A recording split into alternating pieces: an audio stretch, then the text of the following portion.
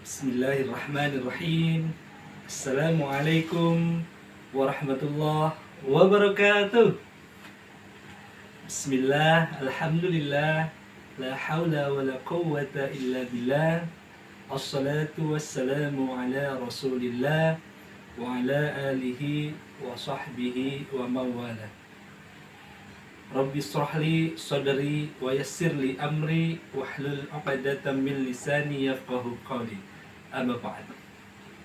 Ikhwati fillah, anak-anakku yang dirahmati Allah Subhanahu wa taala, apa kabarnya? Baik, ikhwati fillah, anak-anakku yang dirahmati Allah Subhanahu wa taala.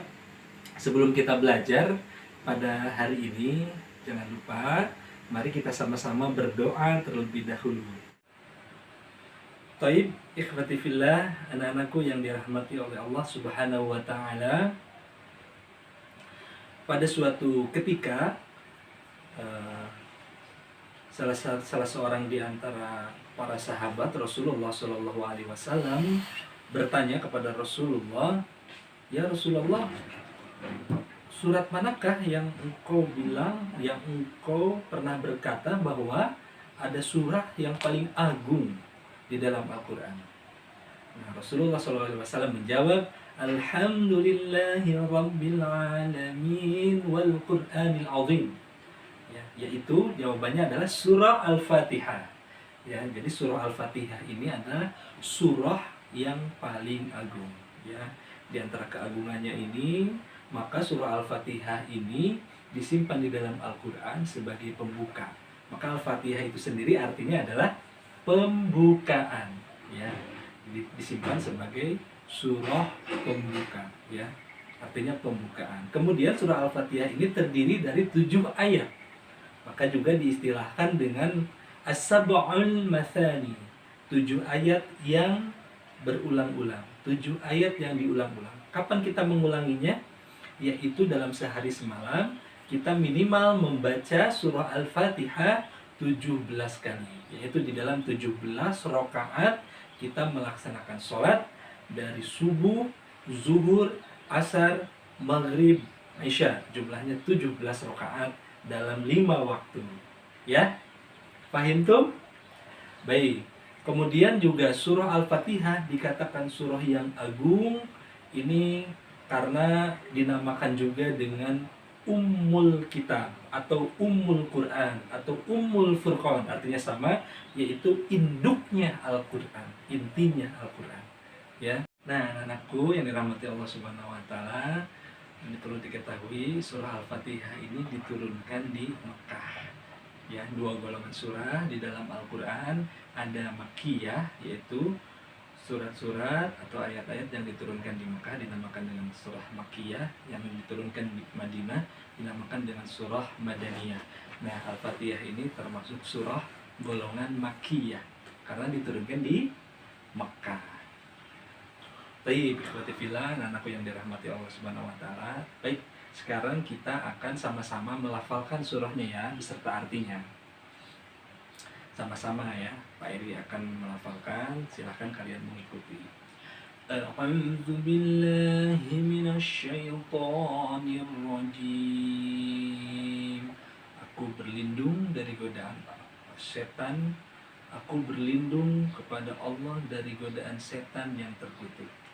Bismillahirrahmanirrahim.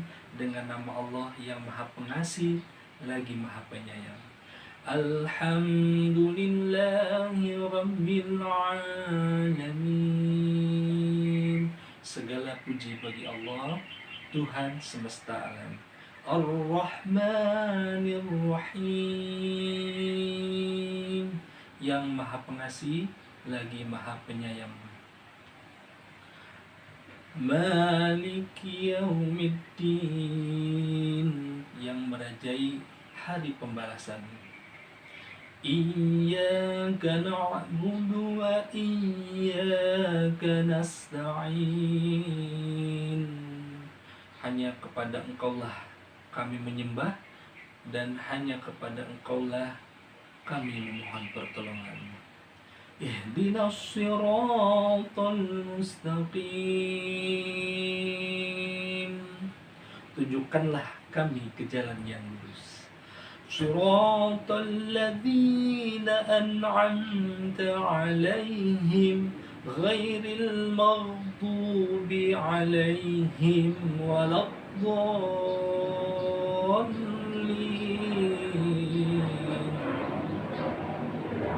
Yaitu jalan orang-orang yang telah Engkau beri nikmat kepadanya, bukan jalan orang-orang yang diberkahi, dan bukan pula jalan orang-orang yang sesat.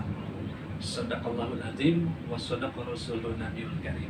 Ya, itu tadi lafal surah Al-Fatihah beserta ayatnya.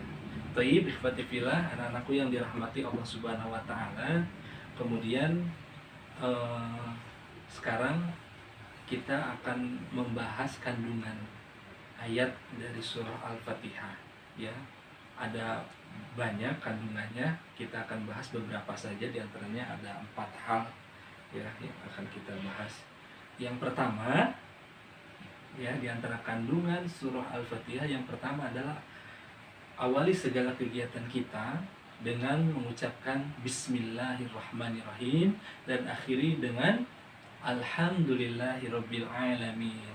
Itu tanda seorang muslim, ya, agar segala amal perbuatan kita ini dicatat menjadi amal kebaikan di sisi Allah Subhanahu wa taala, menjadi ibadah.